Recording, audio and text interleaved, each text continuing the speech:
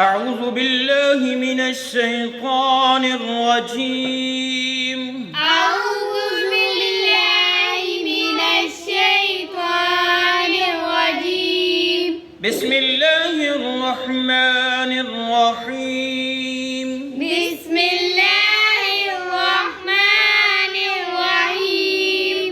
हमारा आज का सबक पारा नंबर 4 सूरत आल इमरान आयत नंबर 97 का यहाँ से आगाज़ होगा। फ़ीही फ़ीही फ़ीही फ़ीही आयातुम। आयातुम। आ के ऊपर खड़ी ज़बर, या के ऊपर खड़ी ज़बर खींच के ता को छोटी सी मीम नज़र आ रही है, इसके साथ मिलाएंगे और गुन्ना भी करेंगे। आयातुम बैयिनातुम। बैयिनातुम। ता को इस मीम मुशद्दद के साथ मिलाएंगे, गुन्ना करेंगे। नून के ऊपर खड़ी ज़बर है, इसको खींच के पढ़ेंगे। बैयिनातुम बैयिनातुम। मक़ामु इब्राहीम। मक़ामु इब्राहीम। वक़फ़ किया, मीम साकिन हुआ, इब्राहीम पढ़ेंगे। मक़ामु इब्राहीम। मक़ामु इब्राहीम। फिर यहाँ से लेकर यहाँ तक हम पढ़ते हैं मिला के। फ़ीही आयातुम बैयिनातुम मक़ामु इब्राहीम। फ़ीही आयातुम बैयिनातुम मक़ामु इब्राहीम। फ़ीही आयातुम बैयिनातुम मक़ामु इब्राहीम।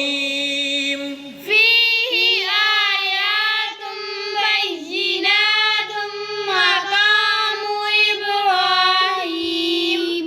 वमन दखलहु वमन दखलहु। वमन दखलहु वमन दखलहु कान आमिना। कान आमिना। असल में लफ्ज़ है आमिनन। जब हम वक़फ़ करेंगे, दो ज़बर हैं, साथ में अलिफ है, तो आमिनन की बजाय आमिना पढ़ा जाएगा। क्या पढ़ा जाएगा? आमिना। आमिना पढ़ा जाएगा। कान आमिना। कान आमिना। वलिल्लाहि वलिल्लाहि वलिल्लाहि वलिल्लाहि अलन्नासि। अलन्नासि।